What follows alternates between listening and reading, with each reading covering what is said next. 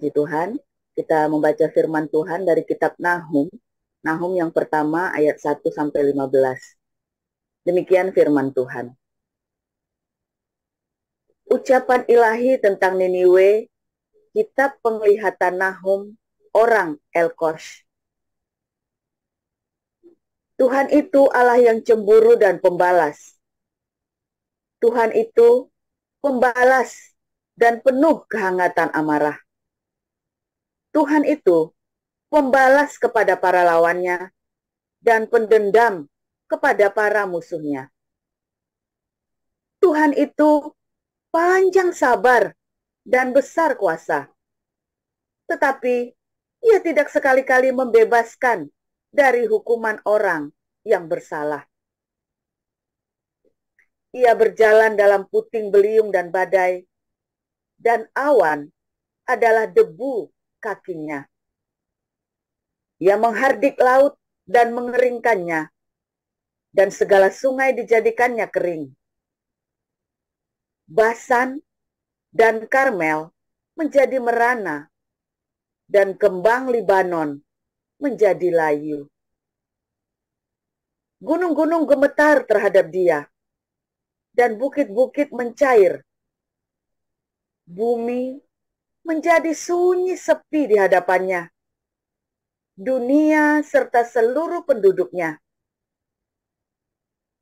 Siapakah yang tahan berdiri menghadapi geramnya? Dan siapakah yang tahan tegak terhadap murkanya yang bernyala-nyala?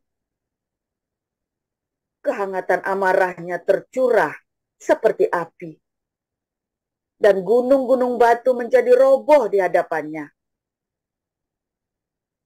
Tuhan itu baik. Ia adalah tempat pengungsian pada waktu kesusahan. Ia mengenal orang-orang yang berlindung kepadanya dan menyeberangkan mereka pada waktu banjir. Ia menghabisi sama sekali orang-orang yang bangkit melawan dia, dan musuhnya dihalaunya ke dalam gelap. Apakah maksudmu menentang Tuhan? Ia akan menghabisi sama sekali. Kesengsaraan tidak akan timbul dua kali. Sebab mereka pun akan lenyap seperti duri yang berjalin-jalin, dimakan habis seperti jerami kering. Bukankah daripadamu muncul orang yang merancang kejahatan terhadap Tuhan, orang yang memberi nasihat dursila? Beginilah firman Tuhan. Sekalipun mereka utuh dan begitu banyak jumlahnya, tetapi mereka akan hilang terbabat dan mati binasa. Sekalipun aku telah merendahkan engkau, tetapi aku tidak akan merendahkan engkau lagi. Sekarang aku akan mematahkan gandarnya yang memberati engkau, dan akan memutuskan belenggu-belenggu yang mengikat engkau. Terhadap engkau, inilah perintah Tuhan. Tidak akan ada lagi keturunanmu dengan namamu dari rumah Allahmu. Aku akan melenyapkan patung pahatan dan patung tuangan. Kuburmu akan kusediakan sebab engkau hina. Lihatlah, di atas gunung-gunung berjalan orang yang membawa berita, yang mengabarkan berita damai sejahtera. Rayakanlah hari rayamu, hai Yehuda. Bayarlah nazarmu, sebab tidak akan datang lagi orang dursila menyerang engkau. Ia telah dilenyapkan sama sekali. Demikian. Terima kasih Bu Nerliana. Silakan Ibu Sarma. Baik, saya akan membacakan kebenaran firman Tuhan yang terambil dari kitab Yohanes 10 ayat 1 sampai 21. Beginilah firman Tuhan. Aku berkata kepadamu, sesungguhnya siapa yang masuk ke dalam kandang domba dengan tidak melalui pintu, tetapi dengan memanjat tembok, ia adalah seorang pencuri dan seorang perampok. Tetapi siapa yang masuk melalui pintu, ia adalah gembala domba. Untuk dia penjaga membuka pintu, dan domba-domba mendengarkan suaranya, dan ia memanggil domba-dombanya masing-masing menurut namanya dan menuntunnya keluar. Jika semua dombanya telah dibawanya keluar, ia berjalan di depan mereka, dan domba-domba itu mengikuti dia karena mereka mengenal suaranya. Tetapi seorang asing pasti tidak mereka ikuti, malah mereka lari daripadanya karena suara orang-orang asing tidak mereka kenal. Itulah yang dikatakan Yesus dalam perumpamaan kepada mereka.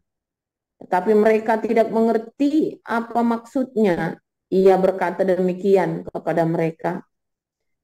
Maka kata Yesus sekali lagi, aku berkata kepadamu, sesungguhnya akulah pintu ke domba-domba itu. Semua orang yang datang sebelum aku adalah pencuri dan perampok, dan domba-domba itu tidak mendengarkan mereka. Akulah pintu. Barang siapa masuk melalui aku, ia akan selamat dan ia akan masuk dan keluar dan menemukan padang rumput. Pencuri datang hanya untuk mencuri dan membunuh dan membinasakan. Aku datang supaya mereka yang mempunyai hidup dan mempunyainya dalam segala kelimpahan. Akulah gembala yang baik. Gembala yang baik memberikan nyawanya bagi domba-dombanya.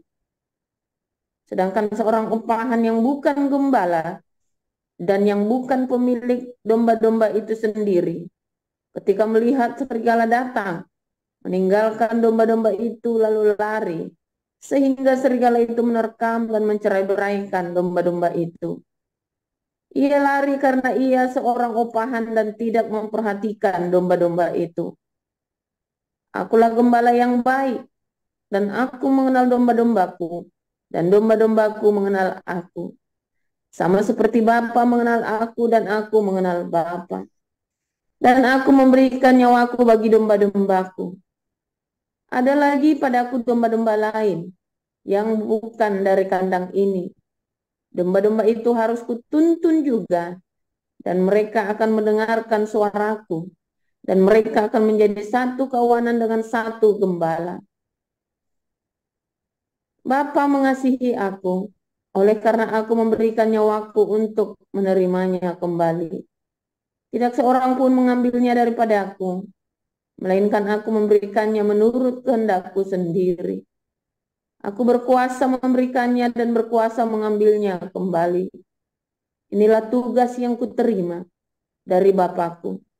Maka timbullah pula pertentangan di antara orang-orang Yahudi karena perkataan itu. Banyak di antara mereka berkata, ia kerasukan setan dan gila. Mengapa kamu mendengarkan dia? Yang lain berkata, itu bukan perkataan orang yang kerasukan setan. Dapatkah setan memelekkan mata orang-orang buta? Demikian. Terima kasih. Ibu Sarma, silakan Ibu Lucy. Bu Lucy bisa dinyalain mic-nya, Bu.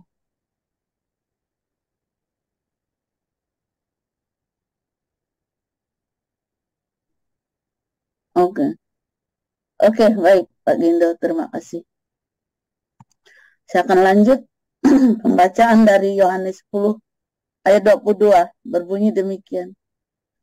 Tidak lama kemudian tibalah hari raya pentabisan bait Allah di Yerusalem. Ketika itu musim dingin. Dan Yesus berjalan-jalan di bait Allah, di serambi Salomo. Maka orang-orang Yahudi mengelilingi dia dan berkata kepadanya, berapa lama lagi engkau membiarkan kami hidup dalam kebimbangan?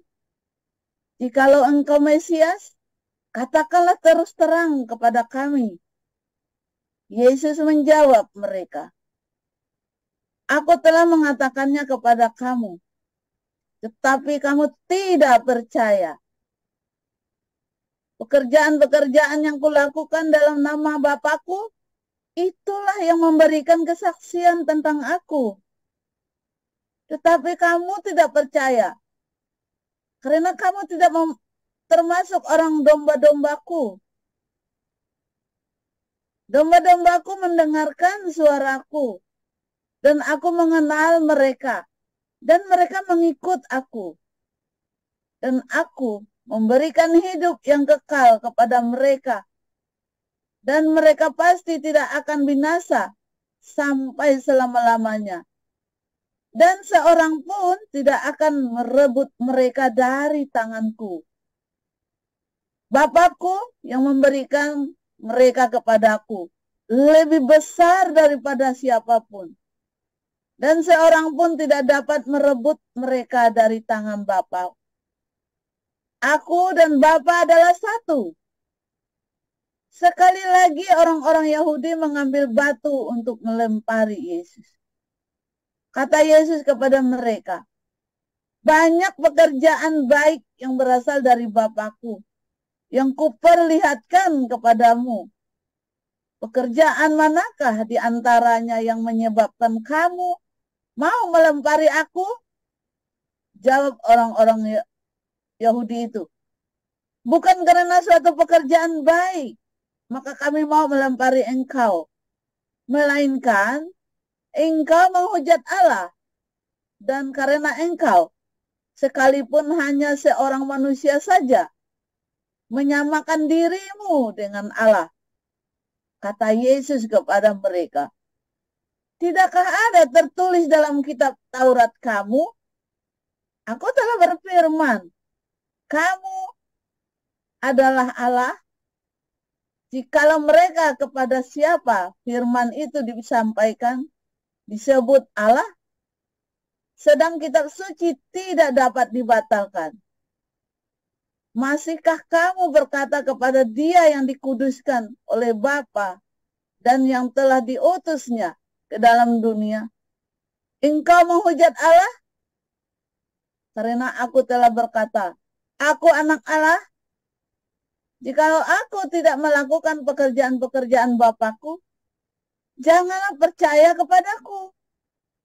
Tetapi jikalau aku melakukannya dan kamu tidak mau percaya kepadaku, percayalah akan pekerjaan-pekerjaan itu, supaya kamu boleh mengetahui dan mengerti bahwa Bapa di dalam aku dan aku di dalam Bapa.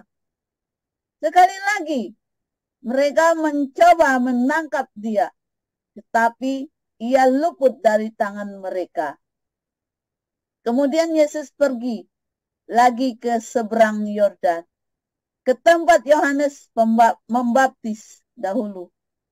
Lalu Ia tinggal di situ, dan banyak orang datang kepadanya dan berkata, Yohanes memang tidak membuat satu tanda pun, tetapi semua yang pernah dikatakan Yohanes tentang orang ini adalah benar. Dan banyak orang di situ percaya kepadanya. Demikian pembacaan firman Tuhan. Saya sudah memberkati. Terima kasih Pak Gindo. Amin. Terima kasih Ibu Lucy, terima kasih Pak Yuda. Firman Tuhan pagi hari ini yang datang kepada kita, rahasia Hamas Israel dan Simchat Torah. Silakan Pastor Paul.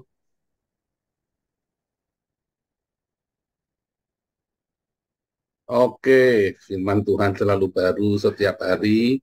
Ketika kita menantikan Tuhan, menantikan firman-Nya, saudara ya, dengan sungguh hati, dalam hati-hati, dalam pengharapan.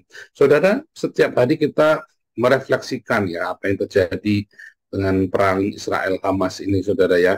Dan banyak sekali rahasia-rahasia firman Tuhan yang disingkapkan, ya. Banyak sekali rahasia-rahasia firman Tuhan yang dibukakan bagi kehidupan kita sehari-hari, ya saudara ya. Saudara, Anda ikutin terus ya doa paginya. Ya, nanti saya bikin satu ini ya saudara ya, bikin aktor yang bagus yang selama liputan Israel ini, saudara ya. Tiap sore ya Anda amatin, tiap detik bagaimana Tuhan Jehovah Sebaot menyertai Israel. Pak, dia nggak berdoa di dalam nama Yesus. Nah itu saudara ya, pemahamanmu tadi berbeda ya. Saudara lihat mengapa Hamas menyerang Israel di hari rayanya orang Yahudi. Selalu saudara ya, musuh-musuh Israel selalu menyerang orang Yahudi di hari rayanya mereka. Dari mulai Yom Kippur ya, itu disengaja benar ya, disengaja benar itu ya, sampai rasanya kok kejem benar ya itu saudara ya. Setiap perang itu mesti di hari rayanya orang Yahudi, dan terutama di bulan-bulan itu ya, di bulan-bulan yang berturutan hari Sabatnya. Karena memang saat itu orang Yahudi kalau lagi Sabat itu adalah saat paling lemah secara manusia, saudara ya.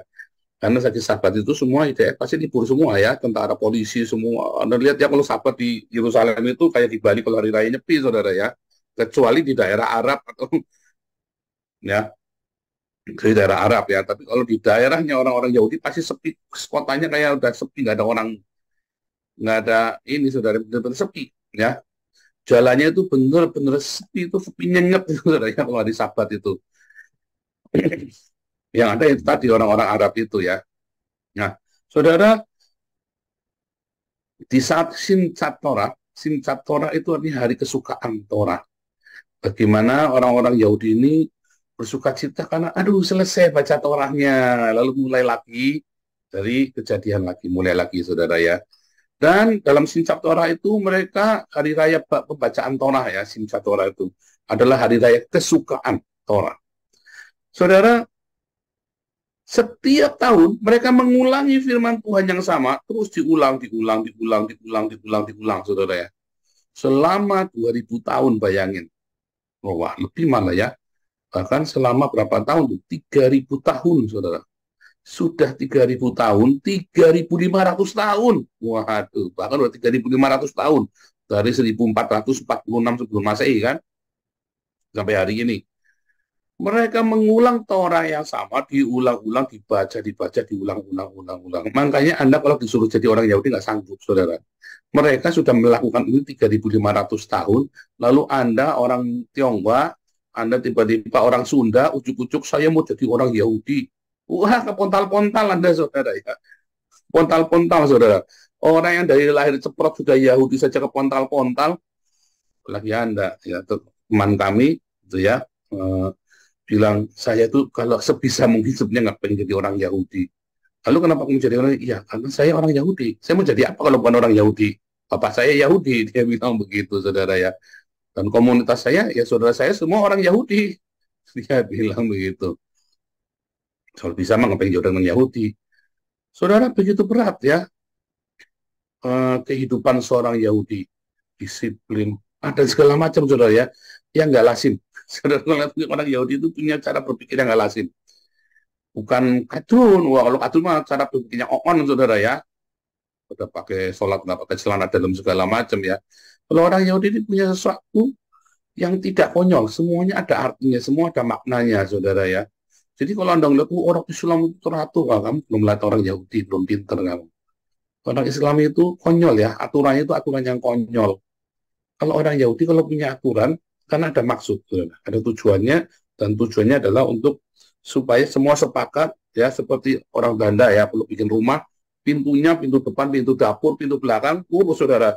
Kalau orang Cina bilang itu kan fungsinya nggak bagus, tapi semua orang Belanda rumahnya begitu, saudara ya. Nah, itu bukannya aturan yang konyol, bukan, saudara, supaya pemadam kebakaran lalu dari depan bawa selang langsung lari belakang, saudara.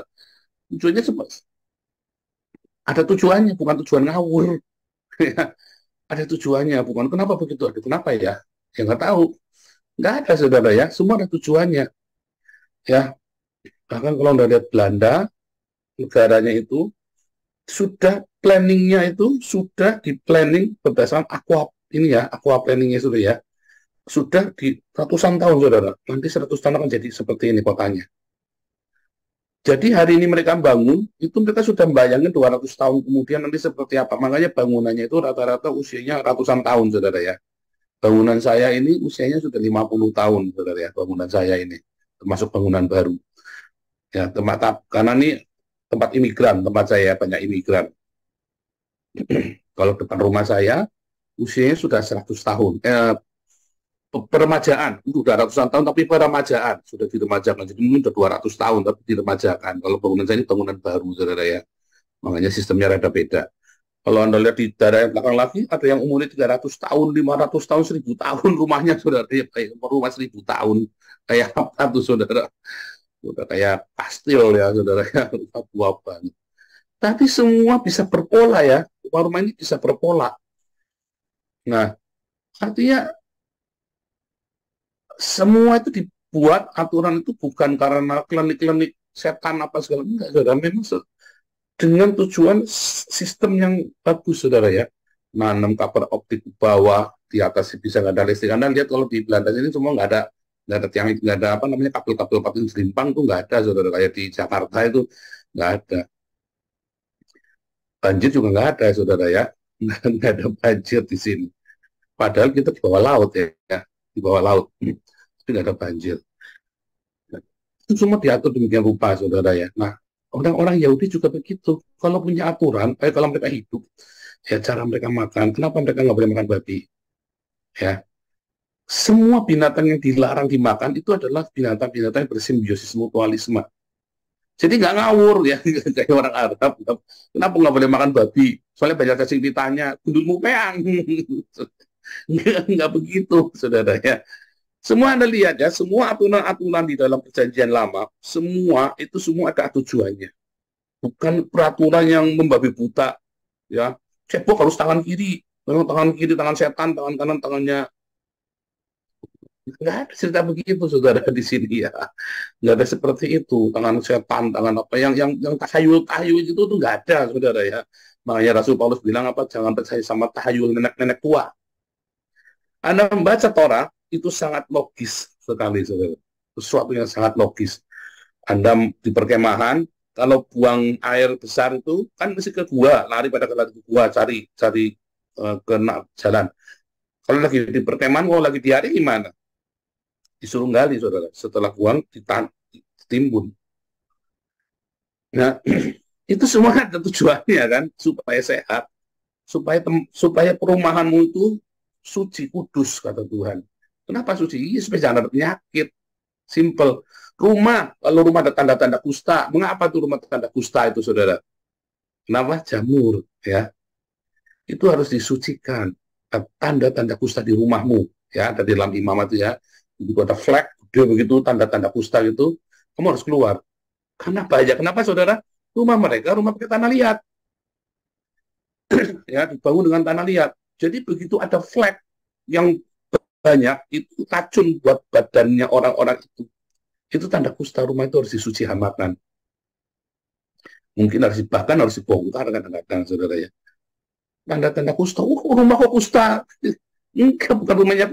Itu bahasanya mereka tidak ada zaman dulu, ini jamur, ini fungus, Pak, ini bakteri, ini enggak ada. Mereka enggak ngerti begitu-begitu. Gampang, bahasa yang gampang, tanda kusta. Udah, suci hamakan. Itu harus ditahirkan oleh imam. Gitu, saudara ya. Jadi semua itu sangat logis ya dalam kehidupan sehari-hari dan bukan klinik-klinik, saudara ya. Itu kayak orang Cina itu masih klinik ya. Di rumahnya pasang patwa. Kenapa? Kapatnya itu yang kaca segi 8 itu loh. Supaya nanti kalau ada maling bingung keluarnya, saudara ya. Iya, nggak ada urusan. Itu namanya klinik, yang saya maksud begitu ya. Kalau apa yang disebutkan orang Yahudi itu tidak suka klinik-klinik begitu, saudara ya. Segala sesuatu itu ada penjelasannya. Mujizat itu pun bisa dijelaskan, saudara ya. Mujizat itu pun semua bisa dijelaskan. Itulah sebabnya, saudara, di dalam simcat Torah, pembacaan Torah, setiap orang mengulangi kembali, mereka makin dibuka, selalu ada hal yang baru. Karena di masa lalu tidak terjelaskan dengan kata-kata. Kosakatanya sangat terbatas. Kemudian di masa datang mereka baru ngerti, saudara.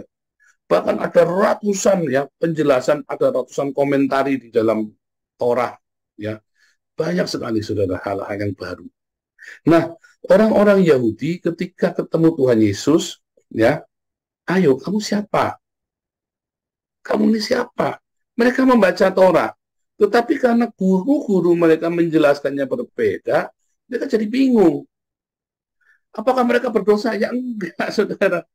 Enggak ya.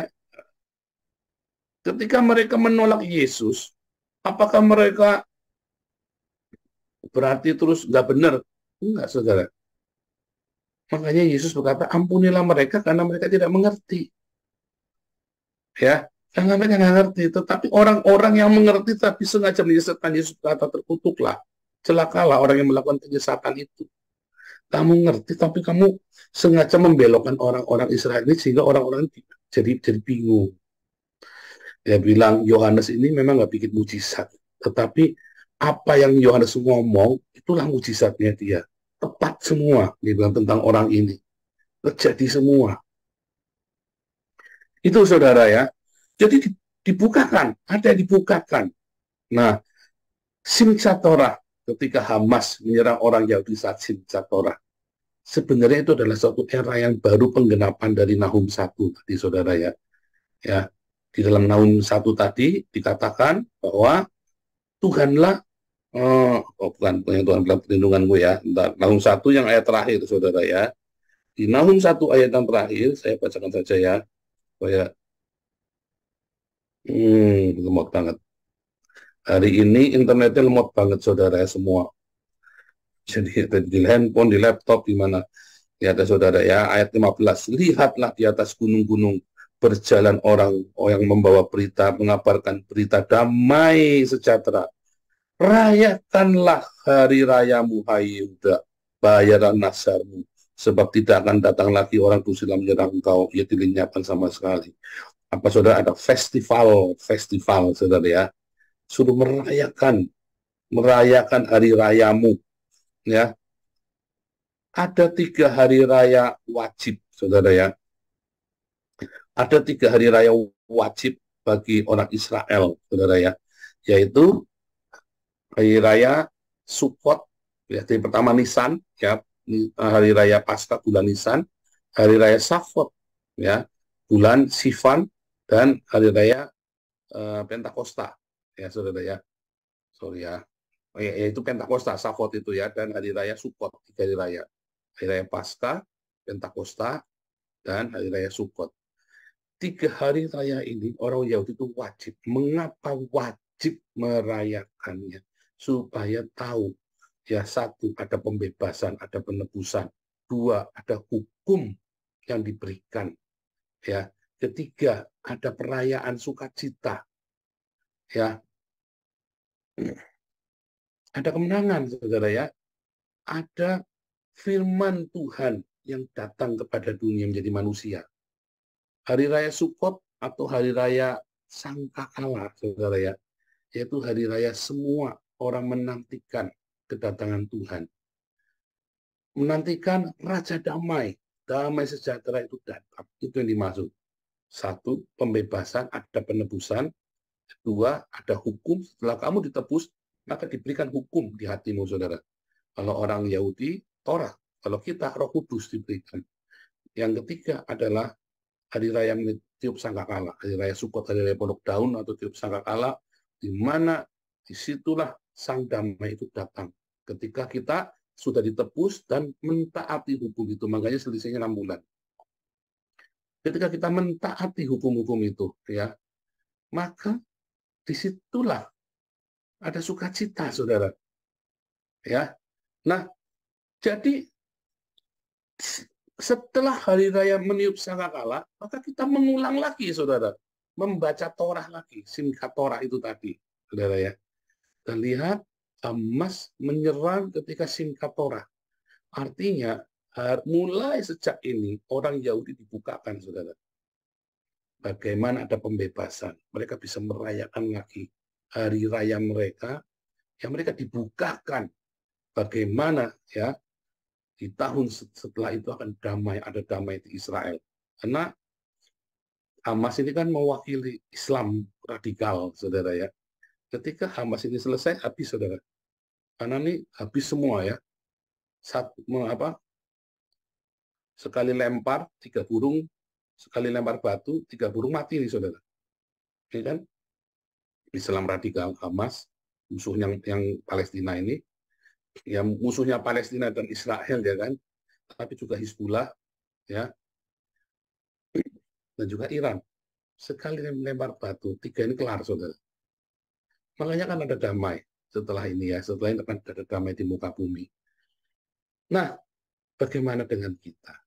Di Simchat Torah adalah hari kita mengulangi lagi membaca Alkitab, dan mungkin cara bacanya harus yang benar.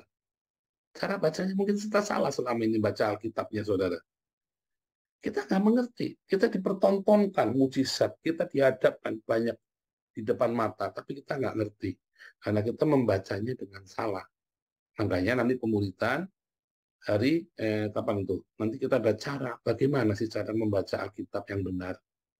Ya, itu nanti Pak Hari, Evangelis Hari C dari Solo yang akan mengajarkan saudara ya, bagaimana sih cara baca Alkitab yang benar.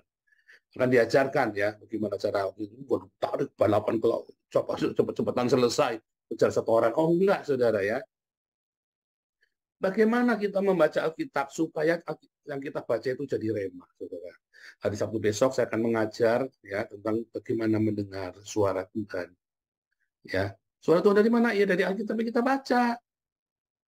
Ya, orang banyak mendengar suara Tuhan yang paten itu yang mana? Yaitu Alkitab yang tertulis itulah suara Tuhan yang paten, yang bukan kayong-kayongan, itulah suara Tuhan. Tapi bagaimana suara Tuhan? Pak, saya mau sekolah di Untar apa mau sekolah di Undip? Tanya Tuhan, mendengar suara Tuhannya masa baca Alkitab, Pak? Kan di Alkitab nggak ada Untar sama Undip. Ya, nggak usah dipaksa lagi. Ya, nanti kayak Hamas itu tertulis sudah dinubuatkan dalam Kejadian. Jangan begitu, itu namanya seismologi, saudara ya. Wah, Kejadian 6 sudah menubuatkan ya bahwa bumi dipenuhi dengan kekerasan, berarti bumi dipenuhi dengan Hamas dong. Di Belanda nggak ada Hamas, saudara ya. Jangan cocokmologi lah, janganlah ya, saudara ya. Nggak begitu cara baca Alkitab. Makanya nanti diajarin ya, bagaimana cara baca Alkitab, ya, saudara ya. Bagaimana mendengar suara Tuhan hari Sabtu besok. Mendengar suara Tuhan dulu, nanti kita lalu bagaimana baca Alkitabnya ya kan. Nah begitu saudara. Jadi mungkin kamu selama ini baca firman Tuhannya dengan cara yang salah.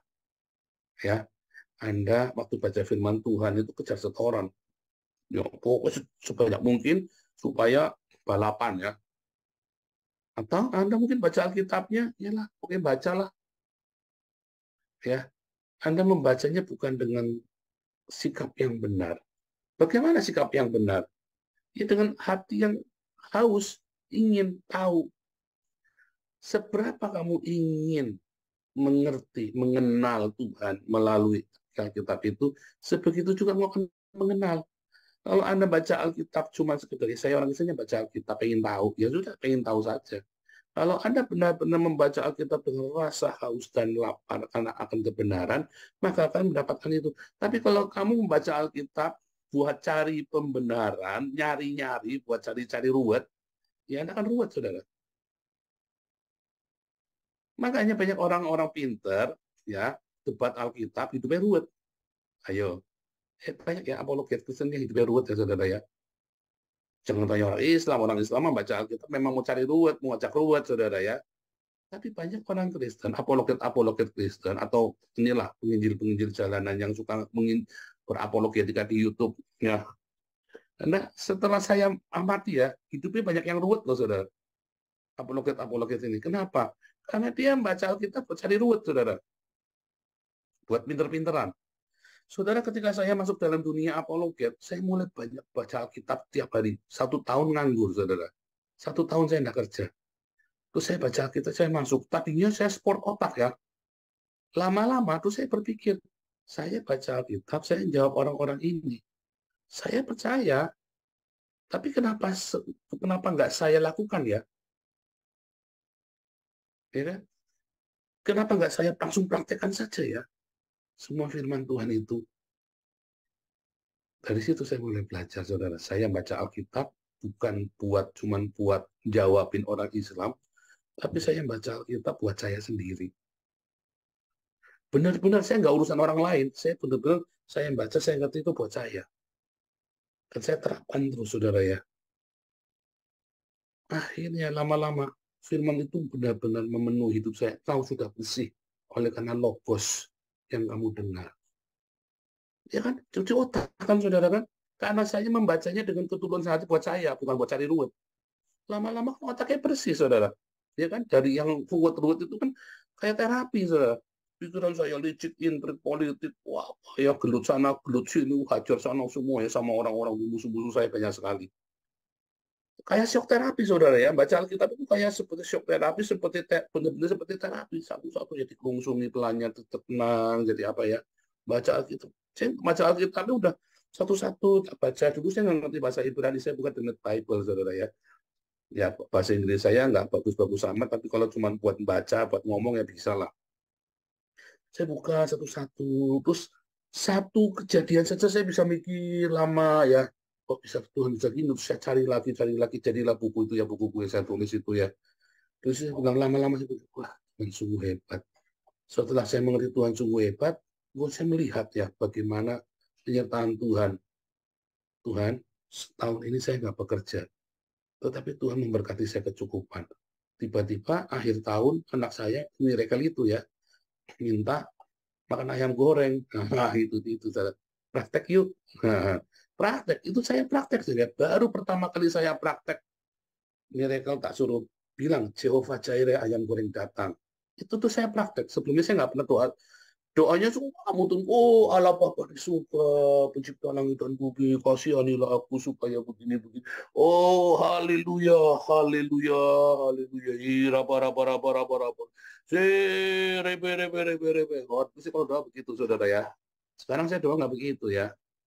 Anak saya itu kalau doa, Jehovah Jireh, sepeda datang. Jehovah Jireh, sepeda motor datang. Saya butuh sepeda motor. Coba aja, wah kita mah Jireh. Uang tiket buat ke Belanda datang. Uang datang sudah. Coba Jireh. Sekarang tiap hari kita makan udah gampang saudara ya. Wah, raba. Oh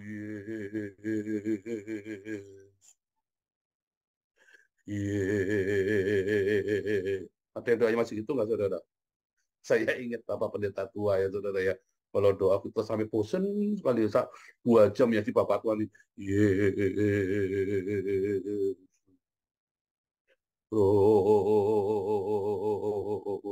Makin bergelombang, makin bervibran itu makin rasanya makin kusuk saudara ya. Doanya singkat saudara. Jehovah Jireh. Kita lagi bingung. Jehovah Rohi Tuhan Gembalaku. Kita lagi mengalami banyak sekali ancaman. Jehovah Sebaot. Allah semesta alam. Simpel ya saudara ya, enak ya. Bagaimana cara kamu baca Alkitab? Sehingga kamu bisa praktek. Saudara, bagaimana kehidupan kami jadi simpel, nggak agamawi, saudara. Ya, simpel sekali hidupnya. Anak-anak saya juga simpel hidupnya. Tetapi hidup kami ya selalu ya progres. Ya kadang-kadang kita lupa, anak-anak lupa kadang-kadang ya. Sampai kemarin WC saya cerita sampai putus asa sekali ngamuk ya. Kenapa mau magang kurang 2 minggu lagi nggak dapat tempat magang, teman-temannya dapat magang di perusahaan-perusahaan terkenal, dia belum dapat sampai ditolak terus, sudah 17 kali ditolak, lu sampai panik sudah. Tenang ya. Kamu kenapa nggak berdoa Biasanya kamu kan kalau berdoa nggak pernah nggak dijawab, udah diem, dia puasa besoknya dia berdoa, besoknya lagi 2 hari kemudian dia diundang, itu tadi ya dapat magang, gajinya gede banget, sudah 700 hampir 800 ya 700 lebih hampir 800 euro, sehingga dia bisa bayar kos sendiri, bayar makan sendiri, semua beli sendiri, malah kalian berikan headphone buat adiknya saudara ya. Saya sampai kaget di adiknya diberikan headphone bagus saudara ya. Saya pikir ya ampun terharu banget ini kakaknya, sayang banget sama adiknya. Simple. Saya nggak lagi cerita berkat jasmani saudara ya. Semua perlindungan Tuhan ya, jalan apa yang ditutup ya, yang ditutup semua, yang orang coba ngeblok saya. Kok banyak orang Indonesia mencoba ngeblok saya di sini saudara ya. Tapi emang gua pikirin. Banyak ya saudara. Wah, tanya Pak Iman dulu, kita ceritain ya, sampai di sampai di WhatsApp Pak Iman itu blok saya saudara ya. Emang gua pikirin kan itu saudara. Kamu tutup jalan, saya nggak urusan, nggak nyambung. Saya punya jalan sendiri dari Tuhan. Pokoknya ada orang yang Paul ini kan ada di bawah ketiak saya. Tapi Kak, saya ini hamba Tuhan. Saya bukan di bawah ketiak kamu. Diblok sama dia saudara ya. Nggak takut saudara ya. Karena Tuhan buka jalan. Ya, Tuhan buka jalan, semua jalan-jalan saya dibuka. Hari ini orang semuanya ngeblok saya gigit jari saudara. Bagaimana Tuhan sertai keluarga kami. Bagaimana Tuhan memberkati keluarga kami saudara. Karena apa? Karena cara membaca firman Tuhannya bukan untuk orang lain, tapi untukku. Bukan buat cari ruwet, tapi saya mau cari yang benar. Kalau saya salah, saya rubah. Ya, kalau saya salah, bahkan setiap kali saya habis sharing kepada Anda, saya selalu dengarkan ulang, saudara. Supaya awasilah dirimu dan awasilah ajarmu, bertekunlah dalam semuanya itu. Itulah sebabnya Anda yang sudah lulus kelas apostolik wajib membawakan firman Tuhan. Supaya kamu awasilah dirimu, awasilah ajaranmu, dan bertekun di dalamnya. Supaya kamu termotivasi. Dan makin tahu bahwa firman itu bukan buat orang lain, tapi buat kamu. Ya, saudara ya. Itulah Simchat Torah rahasianya hari ini. Anda lihat ya, bagaimana orang-orang Yahudi setelah Simchat Torah diserang. Maka dia melewati masa yang luar biasa, saudara. Nanti kalau habis masa Antikris mau datang, perang dunia ketiga itu ya, mau perang dunia itu ya, kuda merah. Nanti orang Yahudi diserangnya saat 9 Av, saudara. Tesa Be'av, hari sialnya, saudara ya.